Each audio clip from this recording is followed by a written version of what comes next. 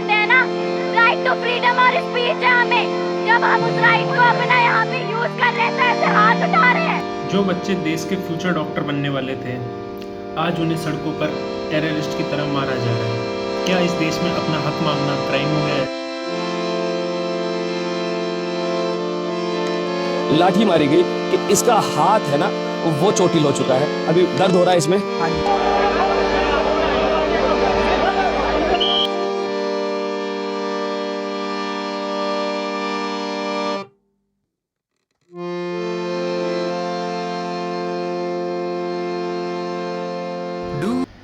Hi everyone, I am Sachin Meena, a second year college student from NIT Nagaland. और ये video शुरू करने से पहले मैं बता देता हूँ, बिल्कुल क्लियर कर देता हूँ कि मैं किसी भी पॉलिटिकल पार्टी को सपोर्ट नहीं करता हूँ और ना ही मैं किसी पॉलिटिकल एजेंडा पार्टी के साथ मिला हूँ। मैं सिर्फ एक स्टूडेंट हूँ।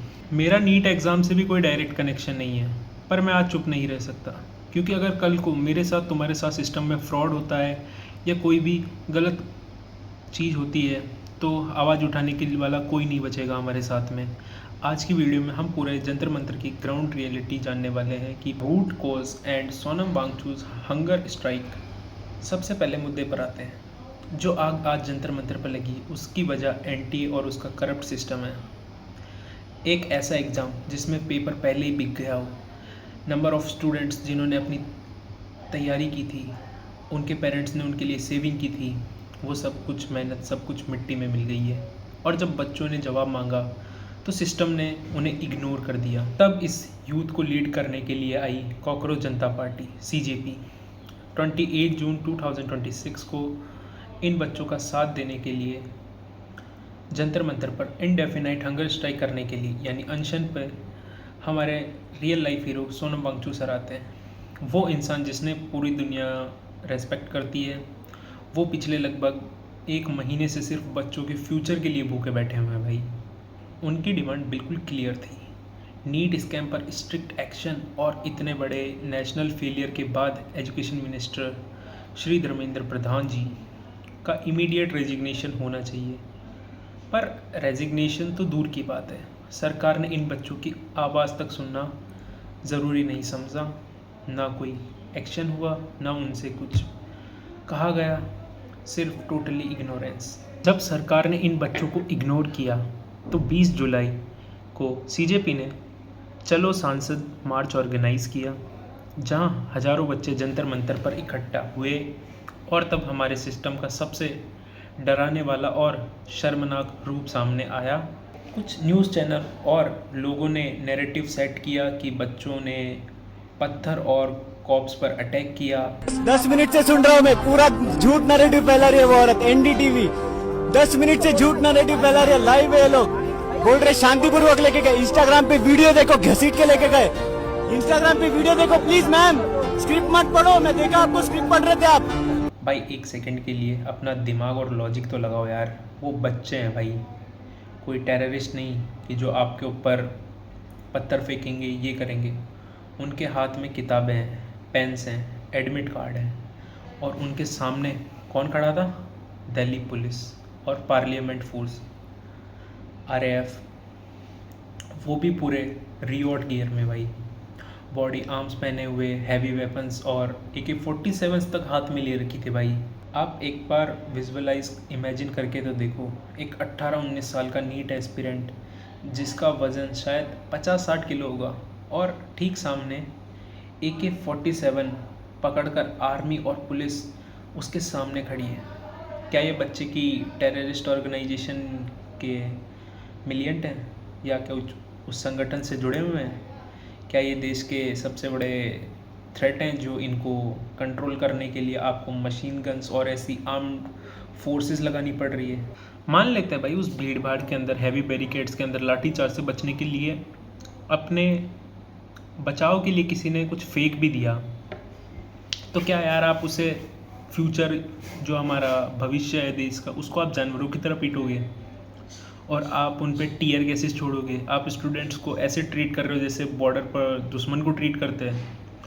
और भाई जहाँ तक क्लिप्स वगैरह सब देखी हमने, तो I will show the clips. डूब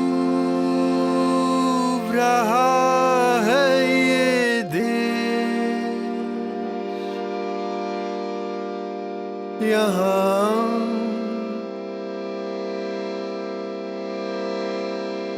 आज साथ नहीं जुबान।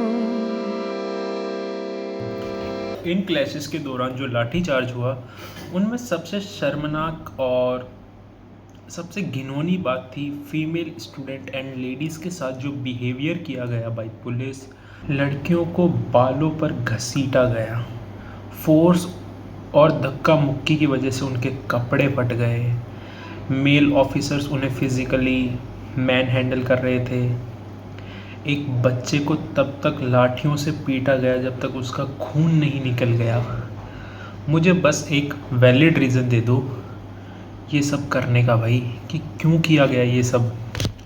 है कोई वैलिड रीज़न? इलेक्शंस के टाइम पे आप लोग ही तो कहते हो ना ये यूथ ही इस देश का भविष्य है, तो आज आपके भविष्य के सामने क्या आप AK-47 लेके खड़े हो जाओगे? मतलब ये वही बात हो गई यार। ये वो देश है जिसमें तुम विश्व गुरु कहते हो। सही बात है क्या? विश्व गुरु लग रहे हो तुम कहीं से? नहीं लग रहे विश्व गुरु, ये सब हरकत तुम विश्व गुरु हो रहे हो करप्शन में, इन चीज़ों में विश्व गुरु बनते जा रहे हो। और ऐसे वक्त पर जो प्रो गवर्नमेंट मीडिया वहाँ जंतर मंतर जाकर बच्चों को एंटी नेशनल और पत्थरबाज दिखाने का नैरेटिव सेट कर दिया है कि ये बच्चे एंटी नेशनल है, इनको पाकिस्तान से भेजा गया है, चाइना से फंडिंग मिल रही है। फेक एलिगेशंस बाय मीडिया, जिनका कोई मतलब ही नहीं है कि यार पाकिस्तान कहाँ से ऐड हो गया इसमें, कहाँ से चाइना फंडिंग दे रहा है, आई डोंट नो भाई। बट भाई फंडिंग वगैरह जहाँ तक भाई हमने देखा है, फंडिंग्स खुद लोग कर रहे हैं, खुद एक दूसरे को सपोर्ट कर रहे हैं। जो लोग वहाँ प्रोटेस्ट में नहीं जा पा रहे वो फूड ऑर्डर कर रहे हैं उन लोगों के लिए। तो क्या ये फंडिंग नहीं है? ये भाई यूथ खुद कर रहा है अपने लिए फंडिंग, कि जो लोग वहाँ हैं उन्हें हिम्मत देने के लिए ये सब कर रहे हैं। वहाँ पर स्टूडेंट्स को जंतर मंतर पर पुलिस ने मार मार के भगा दिया, और करना ही पड़ेगा। जब मेन स्ट्रीम मीडिया अपनी सच्चाई को प्रोपेगेंडा बनाएगी तो यूथ तो उनसे बाहर निकलेगा ही ना, उनसे बाहर निकलना ही पड़ेगा। अब एक मैसेज उन लोगों के लिए जो कमेंट सेक्शन में गवर्नमेंट की ब्रूटैलिटी को जस्टिफाई करेंगे और बच्चों को पत्थरबाज बुला रहे हैं, एंटी नेशनल बुला रहे हैं, एंड जो कुछ बोल रहे हैं भाई, जो मन में आ रहा है।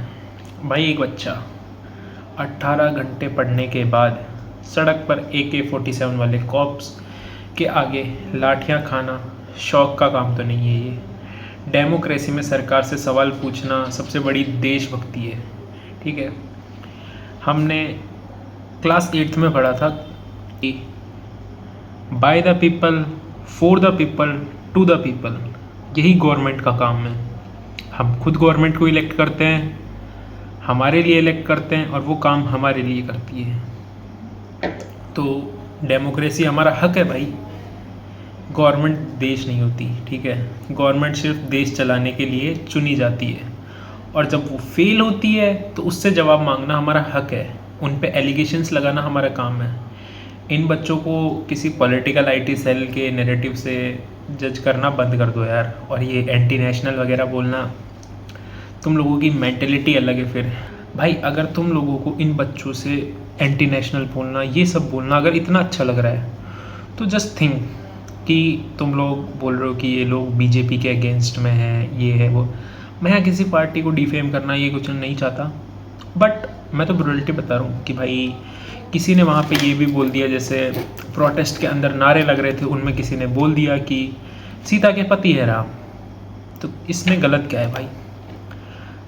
प्रभु श्री राम की वाइफ का नाम माता सीता है, तो सीता ही उनके सीता के पति प्रभु श्री राम हुए।